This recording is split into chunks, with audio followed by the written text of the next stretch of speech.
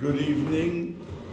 This week's Parsha Va'era comes out on Shabbos Mevorachim Chodesh Shvat. The Bnei Yissaschar says Shvat stands for the three letters Shin, Beis, Tes, Shomrim, Borachem, Kaharem. And also some others, not the Bnei Yissaschar, says Shanishma Bisuros Tovos. Those are the three letters of Shvat. Now, Shvat is really a line of demarcation because, as the Arizal says, that there are, in the summer we have Tammuz, and half of Av is din, is severe, and then it goes into the realm after Chamisha Asar B'Av of Chesed, and it continues Elul, Tishrei, Cheshvan, Kislev, and then Teves goes back to din up until Chamisha Asar Bishvat. So the Shabbos Mevorachim, which is this Shabbos Va'era, is the embodiment of the entire Chodesh, which includes Chamisha Asar Bishvat, which the entire calendar reverts back to Kula Chesed, and the Bnei Yissaschar said that's how we are able to have Purim, Pesach, Pesach Sheni, and Shavuos. Those months draw from the source, the root of Chamisha Asar Bishvat, which concludes the 6 weeks of din. Now we know in the Mishnah it says that Beis Shammai holds that it's not Chamisha Asar, it's Rosh Chodesh Shvat. And it's Beis Hillel who says it's from Chamisha Asar. And we paskin, till Mashiach comes, we paskin like Beis Hillel, and that's when it is. But in Shoirish, since Liasad Lava, when Mashiach will come, we're going to paskin like Beis Shammai. So in the essence of Rosh Chodesh, which he says is the time that it begins, the Yemei Rachamim, that it hasn't come to flourish because Mashiach's not here yet. But when Mashiach will come, it will come to flourish, and it's in the embodiment of Shabbos Mevorachim, holds and contains the ingredients of the entire month, Haba Oleinu L'Toiva. We know that Chodesh Shvat, Moshe Rabbeinu began to say Chumash Devarim, Hoyel Moshe Be'eres HaTorah Azos, that it was the month of Shvat, and he said for 36 days the entire Sefer, and on the 37th day, Zayin Adar, he was Nifter. Now, it falls out this week in Parshas Va'era. In Parshas Va'era, it begins in an interesting way, because if you look throughout Chamisha Chumshei Torah, you will see that most Sedras begin with a new Peric, or they're smack in the middle of a Peric, and the Sedra begins. But to begin a Peric, one pasuk in the preceding Sedra, and then the second pasuk of the new Peric is the new Sedra that you don't find anywhere, except this week. That in the last week's Sedra of Shemos, that the last pasuk begins the new Peric. And our Sedra, Va'era, begins with the second pasuk of the new Peric, which began last week. Now, the McPhersons are quick to pick up on this and to say that if you remember the end of last week's Seder, that Moshe Rabbeinu went to Paro, as HaKadosh Baruch Hu asked him to do, and Paro said, what's this business of vacation or to serve God? Who is God that I have to do according to that schedule what he wants? And he said, and by the way, you people are asking for this because you're good and lazy. And we're going to make things harder for you. We are going to demand that we give no straw and the number of bricks remain the same, which became a nightmare for Klal Yisrael. And when they saw Moshe Rabbeinu, they told him off that from the minute that you came, things got worse. So Moshe Rabbeinu turned to HaKadosh Baruch Hu and said, HaKadosh Baruch Hu, look what's happening. From the minute that I started to go to Heira lo Amaz, that things got much worse. That word Heira was very uncharacteristic, and Moshe Rabbeinu was criticized. HaKadosh Baruch Hu himself begins our Sedra lamenting that Avram, Yitzchak, and Yaakov, they never spoke to me like that. And they had plenty of trials and tribulations through their lives. They had difficulties and they had challenges, but they never called it bad. And you called it bad. And that really has remained by Klal Yisrael a yesod. We know that the 4,000 years of Golus was no pretty picture. Our people suffered from country to country, and they were the scapegoats, they were the victims, they were but everything, as Rabbi Frand used to say, it's like a fly lands on a picture. Now, if the picture has that one spot of all the colors and the beautiful picture, a black spot, the fly who lands on that spot sees only black. But if he can back up and see the panorama of the beauty of everything blended in, and that's how really Golus is. It was one big question and one big picture, and it was always easy for someone to question HaKadosh Baruch Hu, why this, why that? But at the end of the story, there will be a beautiful portrait of time, and we will understand why the black had to come in at that point to enhance the entire picture. And that will be even for the Holocaust. The people say, how in the world, if there's Hashem in the world, could there be a Holocaust? Which is but the people who had Emunah left the Holocaust from a Yidden, rebuilt families, and those who didn't, we don't judge. Because the test was a tremendous test above and beyond. That's why our Seder begins in the second pasuk, to tell you that when you say Heira, that why things are so bad now for the Jews, we have to realize that we're in the middle of a parsha. You don't have the picture yet. And that's why the next Seder begins with the second pasuk in the middle of this taina that Moshe Rabbeinu himself said, what happened here? Since I stepped in, it's gotten much worse. Now, HaKadosh Baruch Hu answered him and said, V'eira el Avram el Yitzchak vel Yaakov.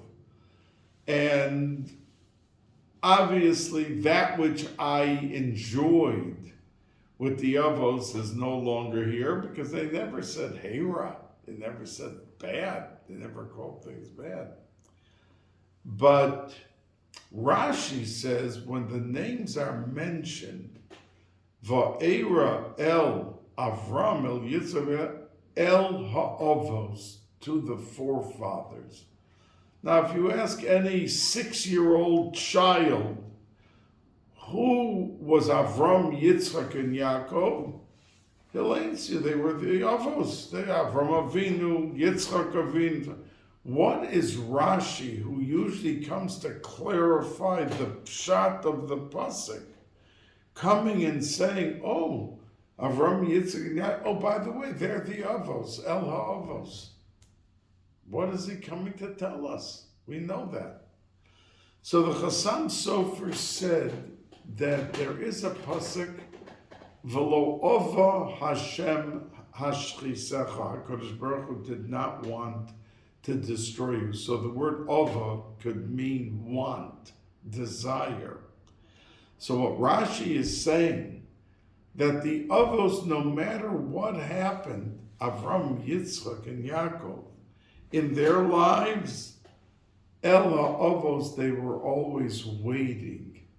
They were waiting to see what the next step HaKadosh Baruch Hu would bring. They appreciated the current, even though it was difficult, even though Lavan was for 20 years cheating and mistreating, and there was a story of his one and only daughter, Dinah, being violated. But there was a turn of events after that elucidated and showed a bigger picture of what was going on, to be able to provide comfort and consolation. But they already, in anticipation of what was going to be, they were consoled before it happened. And that's what Rashi means, El HaAvos, that V'lo Ava, waiting, to wait, that El HaAvos, that the Avos, Avram, Yitzchak, and Yaakov, were always anticipating and waiting. They weren't questioning what was happening because they knew something had to happen, but the good was going to come out shortly thereafter. And that's what Rashi means, El HaAvos. Now,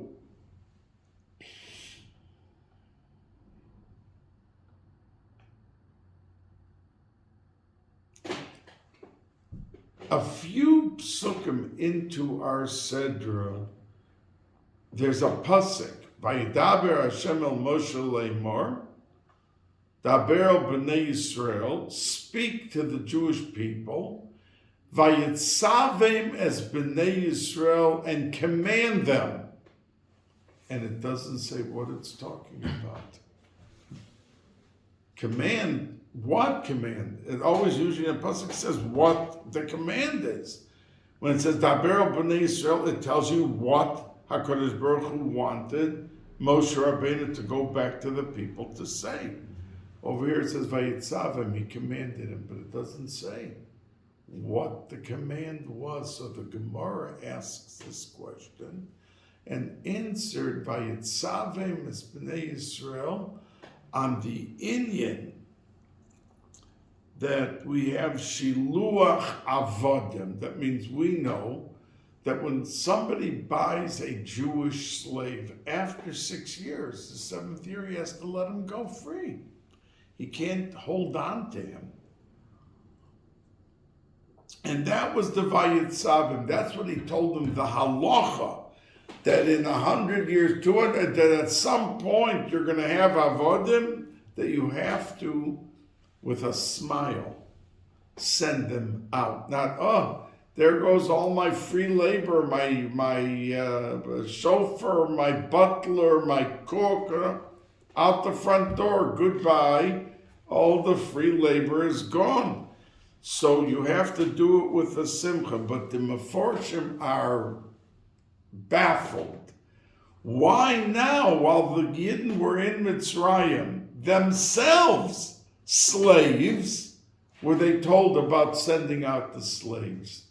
And the Mefarshim say to us a very yesodistic, a very important formula for life. And that is, even though now it seemed was not the place to say this mitzvah, but specifically the Mefarshim say it was the place. Why? Because, an example, if two people come into someone and ask for dinner that they haven't eaten for a day, now the person they're asking, if he's comfortable and well-to-do and he just finished a dinner of brisket with them, so when he's listening to these two people about the need to have something to eat, he couldn't himself at this point eat another thing. He got done eating a dinner that was fit for a king. So it may lessen the sensitivity of how the person will react to the two people who want to eat, because he's full. But if he himself didn't eat anything, and he's waiting eagerly to eat, and someone walks in and says, I also haven't eaten for a day, he's going to want to sit the person out because he feels the tsar.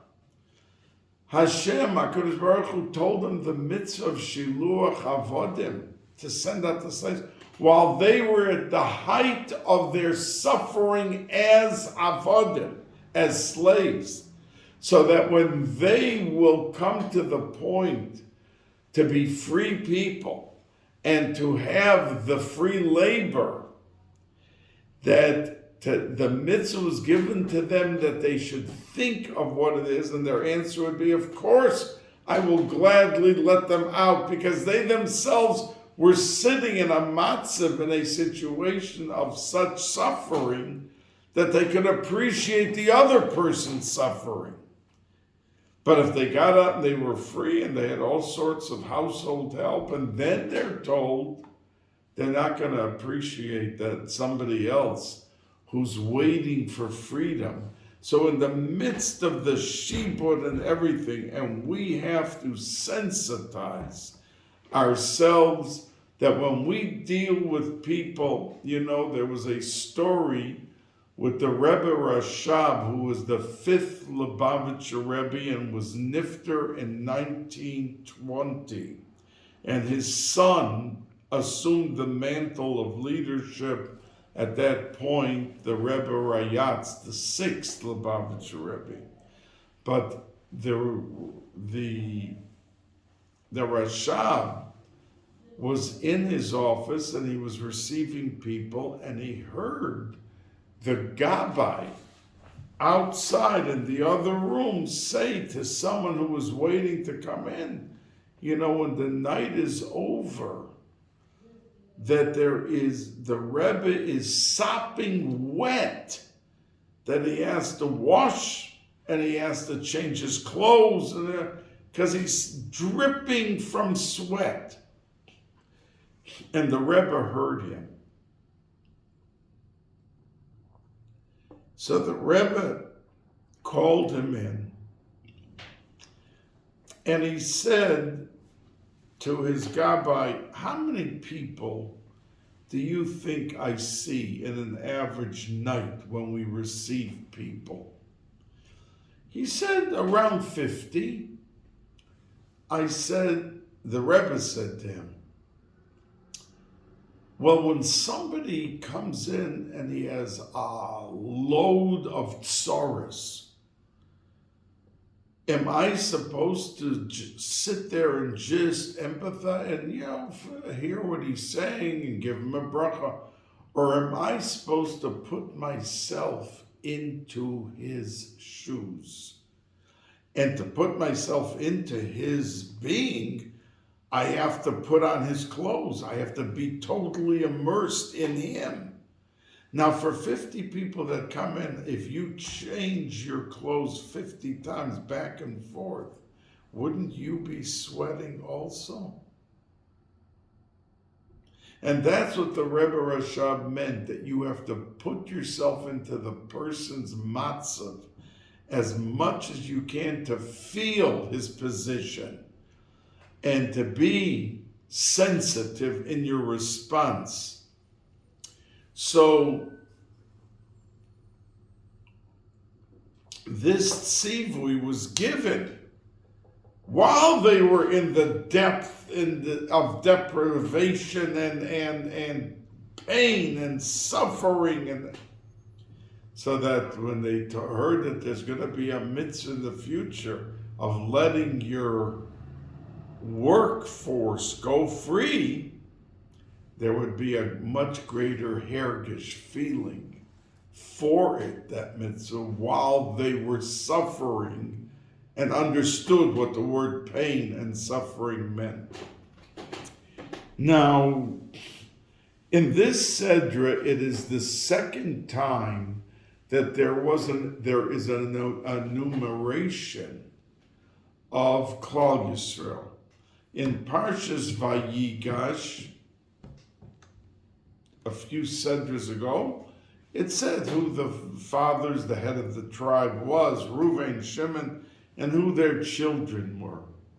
And now in this Parsha, once again, it's enumerated. And it says, B'nai Reuven, the sons of Reuven, and it says who the sons were. And then it says B'nai Shimon. And then the third one, by Levi, it doesn't say B'nai Shimon, B'nai Levi. It says, Va'ela, Toldos B'nai Levi. In other words, it's a different lashon that is used in the pasuk. All 11 shvatim say B'nai, and then the child. B'nai. But by Levi, it doesn't say it. So the Shalach HaKadosh says that Levi was exempt from all the work. And he didn't want his grandchildren and children not to feel the tsar of Klal. So they were living, they had lemonade, they learned, they davened, no problem. But meantime, their cousins were being beaten on, they were being whipped, and they dropped all over the place from the pain and the grief. So Levi wanted them to empathize and to have feeling and expression. So therefore he named, and we stress it by not saying B'nai Reuven, B'nai Shimon the same way. We say Ve'ela Toldos B'nai Levi. And we start saying the names to point out that, yeah, they were not being beaten on, but he wanted every child of his family to know what was going on with their cousins. And that's why he called Gershom, Kahas, Umerari. Gershom, that we were driven out of our... Kahas, says the Medrash, Shekeu, Shineim show you, so that they blackened, the Mitzrayim blackened the teeth of Klal Yisrael, that the Shibud was so bitter and so difficult that they blackened their teeth. And Merori is a lashon of maror, bitter. They bittered their lives. And that's how they called the children, with names that reflected the tsar of their cousins. And that's why, says the Shalach HaKadosh, there's a different lashon to underscore the names, to show you that they weren't just sitting in the lap of luxury in Goshen and had nothing to do. They were suffering along when they knew that if somebody knows that his child or his best friend even, but certainly a child or a grand, is in the middle of suffering, he doesn't suffer? That's what Levi wanted. He wanted, if we were exempt from all the work, we can at least have the hergish, and we can sensitize ourselves to be able to appreciate what they're living through and what they're going through. And that's why he named the names, so that every day they would call themselves those names to keep fresh in their mind the suffering of Klal Yisrael.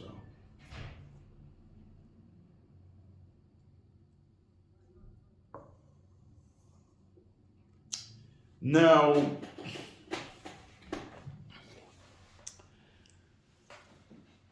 we have in this week's Sedra, there are 7 makos.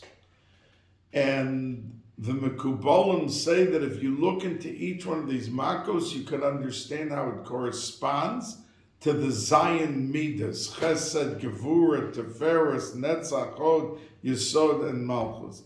Next week, in Parshas Bo, we have 3, which is the Chochmah, Bina, and Das.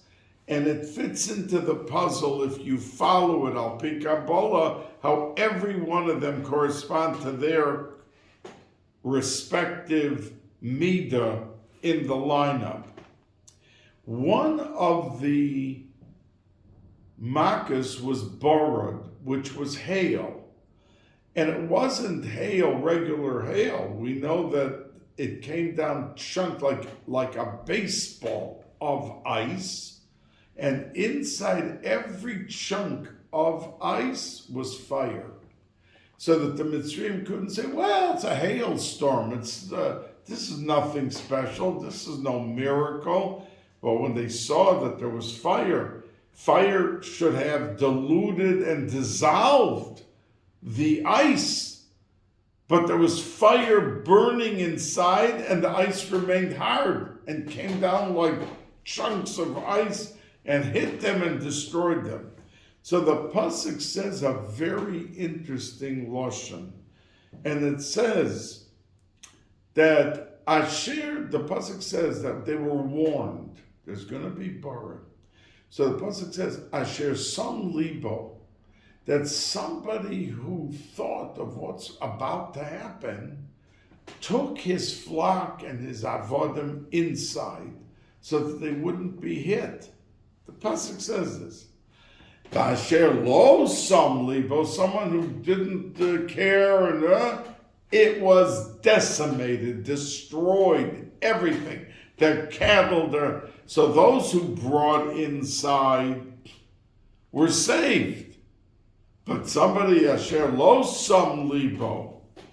So the Meforshim want to underscore, why does the pasuk say such a lashon, sam libo, which means to think about what's happening. And as a matter of fact, the Gemara says that Eov took heed, and he was from those who, there's going to be such barad, and it's going to destroy. I'm putting inside all of my possessions. Who didn't do that? Bilam. And all of his stuff was destroyed. He was from the Asher Lo Sam Libo. So the Meforshim ask a question.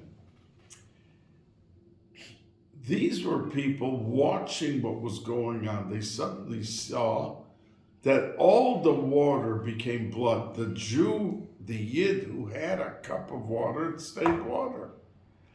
And it even says in Medrash that if the Jew and the Mitzri were drinking from the same cup, each with a straw, that into the Mitzri's mouth came out blood, and the Jew that frogs came. They were all over, 10 million frogs all over in their beds, in their refrigerator, everywhere that they could move. Now they were told that there was going to be bara. They were warned. I don't want to use the word idiot, but didn't a person have to be an idiot I mean, they saw that this was for real. There were plagues happening before. Now they were told, well, we're sending down chunks, big chunks of ice that's going to hit and destroy everything. Why? How could there be people, asher some, lo some libo, that they just ignored it and they let it happen and they were destroyed? Were they stupid? I mean, they saw what was going on, but the answer is, and that's the message for us, that you can have things which in front of your face, people throughout their lives get messages. And they never pick up on the message. And they just don't think. I mean, Bilam was the big Navi and how could he have ignored this message? But the Torah says he never stopped to think. You know, the person sitting on the subway, and as the train is moving, it comes to a stop, people get on, people get off, and he's sitting there. At the end of the run, when they came to the last thing, so he said, I mean, I had to take care of 5 different things. What am I doing on the subway? Because you never stopped to think that it was your turn to get off the subway and go where you had to go. You were just sitting there daydreaming and letting it, and you came to the last stop, you missed all of your stops. That's our life. We live through daily messages which are sent to us in different ways. Unfortunately, we do not pick up on the message. And that's the Asher Lo Som Libo, because if you step back, it seems almost unbelievable that somebody didn't run. Oh, they took, well, after the last 5 things, it all happened. So if they're saying that everything's going to be destroyed, we better get our things inside. And many did take in. But for the ones who didn't, that's what bothers and troubles the McPhersons. How didn't they stop and run to take care of their possessions? Because the answer is, even Bilam did not stop to internalize the message that was happening right in front of his eyes. And they just drift and glide through life, and they had opportunities and they had messages and they could have been great and big, rich, so many things, because nothing that came to them, they always put their own thoughts of priority before. They never got any of Hashem's messages, never. And they just drifted through, and they never took any, they never availed themselves of what could have come from them and what could have been. Now, the Chidushi Arim talks about V'hotzeisi eschem mitachas sivlos mitzroyim. Now, and it mentions later, because sivlos, he says, really means oppression. Hashem said, we're going to take you out from the sivlos Mitzrayim, the oppression of Mitzrayim. But says the Chidushi Arim, the word sivlos doesn't just mean oppression. It means to persevere. And what message does he bring out by saying this extra meaning of sivlos?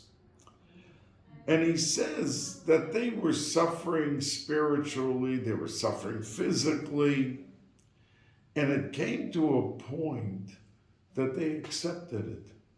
In other words, the first day, what's this? This guy came and beat this guy, beat one of our. They were in shock. But by the 100th day, this was business as usual. They got used to it.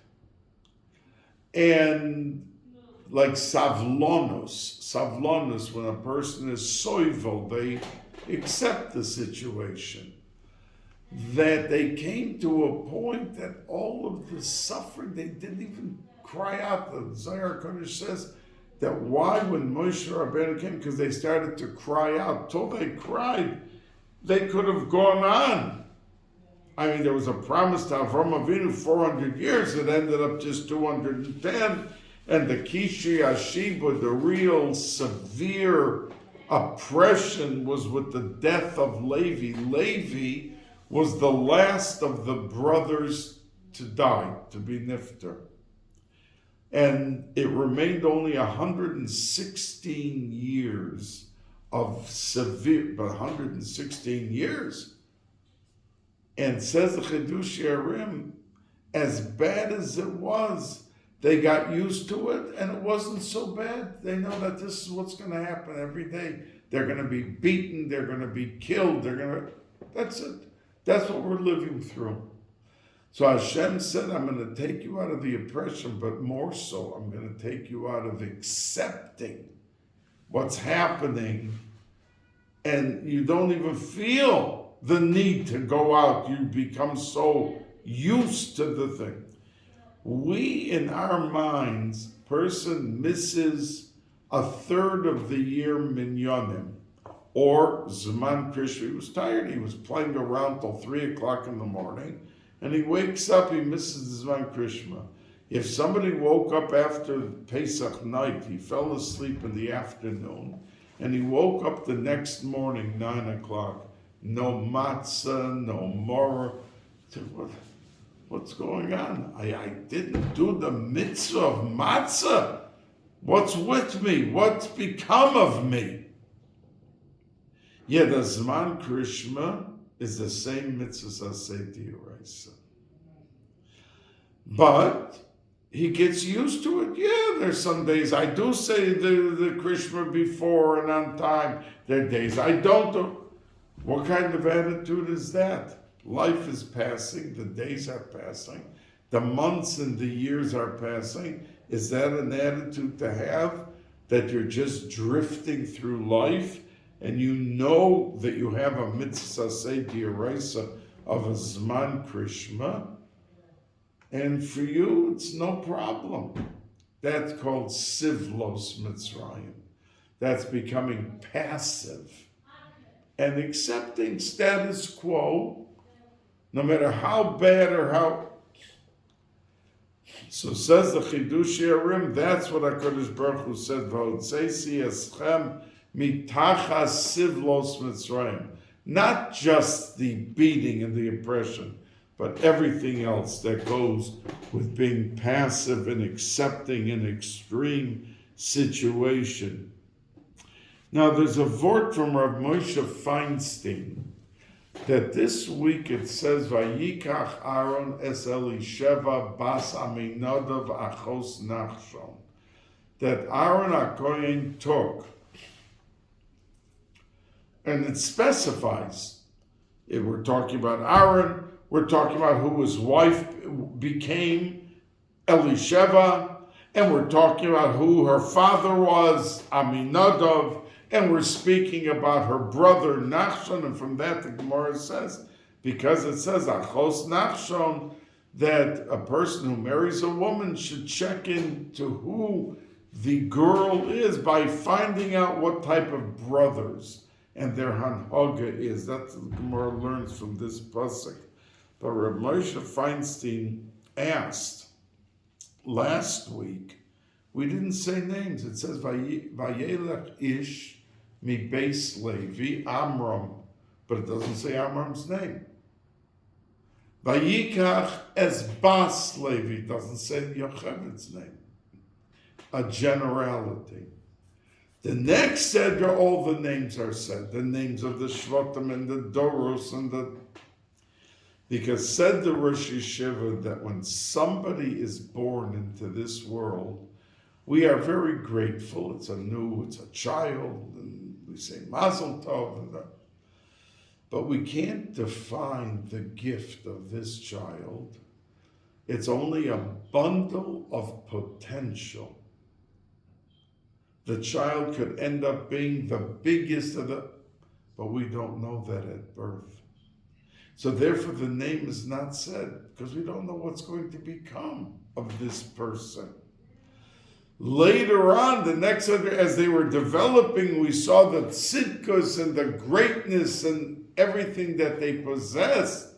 Now we can start saying the names. You don't have to say, Vayelech Ish, a general term. A man went out. Vayikach is Bas Levi, and he took the daughter of Levi. Who it is, we don't know, because we don't know yet. It's still in the state of potential. So that is a message to every parent. They could be a parent who's a shoemaker or a grocery man or a soifer, no matter who the person is. When he has a child, that doesn't mean he has any guarantees of who and what, but the potential is there to become the Gadol Hador, to become the best and the biggest in every which way. Like Rabbi Yaakov Kamenetsky, when he was at a meeting and the hostess in the house came out and he saw that she was expecting a child. So when it came to walk out of the room, he didn't walk out till she walked out. So he said the Rosh Yeshiva waited for the woman to go out. He said, yeah, she's expecting, who knows, maybe she has Mashiach in her. We don't know the greatness of who's in her. So I have to give respect in a proper way.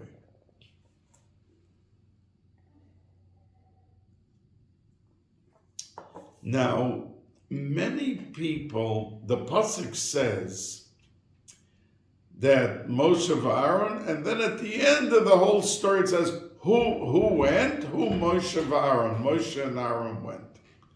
So the McPhersons ask, we're talking the whole time about Moshe and Aaron. What do you have to come and tell me who Moshe and Aaron? That this story was about Moshe. We're talking the whole time. Moshe took his staff. Moshe did this, Moshe did that. But the McPhersons say they were put into a position of test. In other words, the whole Klal Yisrael were watching them go into the palace of Paro. Nobody came into that palace. And a lot of people are thrust into positions of success or power. Somebody could suddenly become a winner of a lottery. How does he react to the sudden gift of success or the sudden gift of test? The whole world was watching Moshe and Aaron going in. So did they become haughty? Did they become Balei Gaiva? How did they react to this? So the Pasuk attests who Moshe and Aaron, the way they came in as simple Erlich of wonderful Kedoshim and Tahorim, who Moshe and Aaron, that was the same Moshe and Aaron who, after all the fame and all the power and all the miracles and all the Nisim v'Niflaos, who Moshe and Aaron, they remained the same tzaddikim without an iota of personal glorification. Many people had moments of something happened in the yeshiva when they were in yeshiva that they were excited and they were put into. So did that go to their heads? So who Moshe va'Aaron, that they remain the same tzaddikim with the niflos and with the moifsim and with everything that came about. Now, one of the psukim says that tichbad ha'avoda, Paro said that we should make the strain of the pressure and the work, we should intensify it to really get to them. And then he said, Va'al Yishu bidvar sheker. Don't look at the lies. So the Gemara, the Medrash asks, what was he talking about lies? So they answer and say he was talking about the Megillas. Moshe Rabbeinu had come to Paro earlier and said, any person that you work 7 days a week is going to drop. They can't continue forever working nonstop. So it's in your best interest economically. You're doing this for economics. The best thing is give them a day off. They'll catch their breath. And he let him pick a day, and he picked Shabbos. So the Medrash says, what did the Yidden do Shabbos if they were not working? There were Megillos that they had in Mitzrayim. They used to learn the Megillas. Now, the Megillah said, there was a statement. The Medrash says, Shahaya Kosov Bahem Shakadosh Baruch Hu Yigal Osam, that they are going to one day be redeemed and they're going to come out from all the tzaras. Paro wasn't so interested in their physical work. As we see, the Medrash says that when they got done building a wall, he went in front of them and had the wall destroyed. He was out to break their spirit. That means when a person stands there in the sun and he's sweating his head off, and at the end of the day he can barely move, to build a wall, and he and 1,000 others are putting the cement and the bricks, and they're doing this for a year. And they finish doing it, and right in front of their eyes, it's destroyed. That was to destroy their spirit, to completely take away in other words, a person feels like a nothing. It's worse. Everything he's working for, he's at least sweating, but he sees the wall is there. But if he destroys the wall and he keeps doing this, it's like the Medrash says that there was somebody on one side of a wall that was grinding. He had the machine, the tool to grind the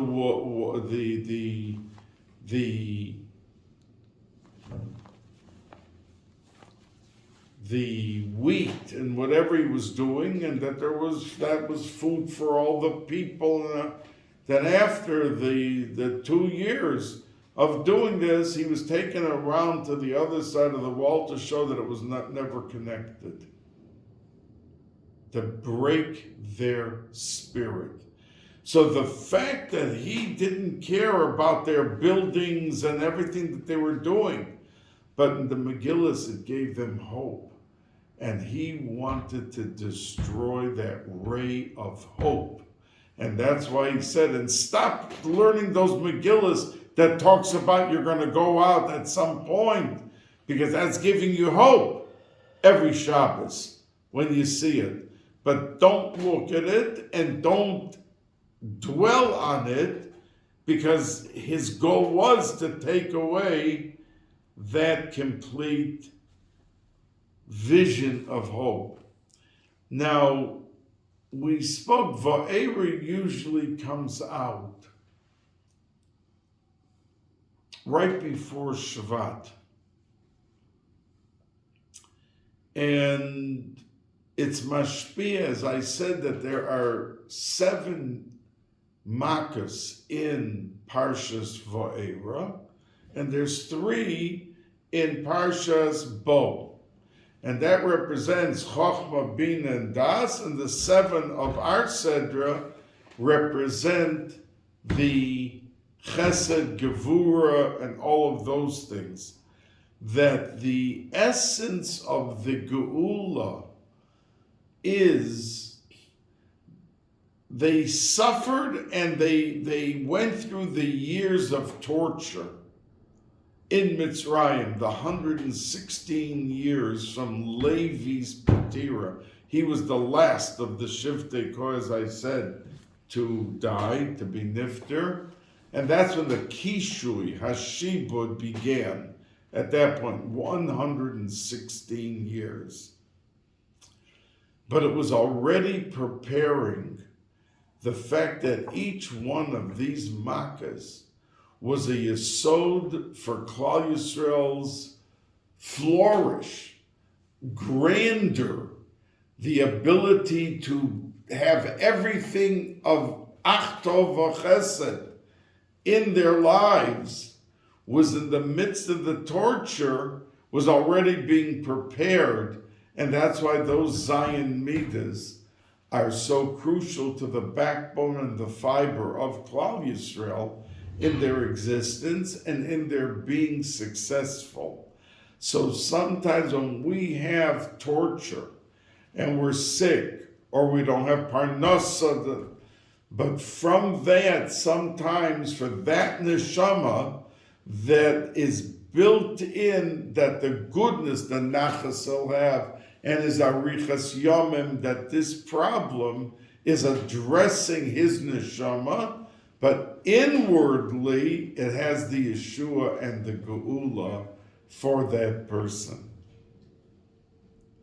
And I want to wish you, since this Shabbos is Shabbos Mevorchim Shvat, Shenishma Besuros Tovos and Shomrim Baruchem Taharim, and it begins the Chodesh of the tremendous Chesed that showered on, as the Bnei Yissaschar says. It's from that root of Chamish Asher B'Shvat, or according to Shammai, Beis Shammai, that it's Rosh Chodesh Shvat, even if we don't paskin like that, till the Gula Shlema, but in essence it's a month of Chodesh, and says the Bnei Yissaschar, that's how we have Purim. Purim was able to happen in Adar because of Chamish Asher B'Shvat.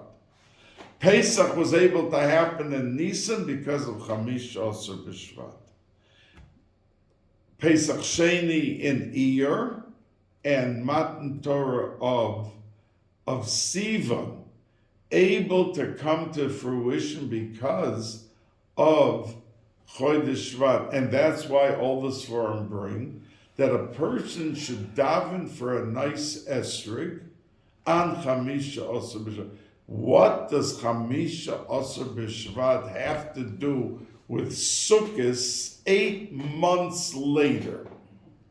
But the teretz is that the tefillah, when we go into the realm of chesed, that it says that the esrig is the lave, that people, tzaddikim, were able to look at their esrig and knew the level of their avodas Hashem the entire year in Torah and in avodah and gemilas chesed from how the esrig was. They saw it in the esrig. And that's why, since Chamish Asher B'Shvat plays such a central role in shaping the Chadoshim, which bring out such beauty of Geula and everything for Klal Yisrael, that even the esrig, which is the essence of that Ruchnias, we should daven for on that day. Haba Aleinu L'Toiva.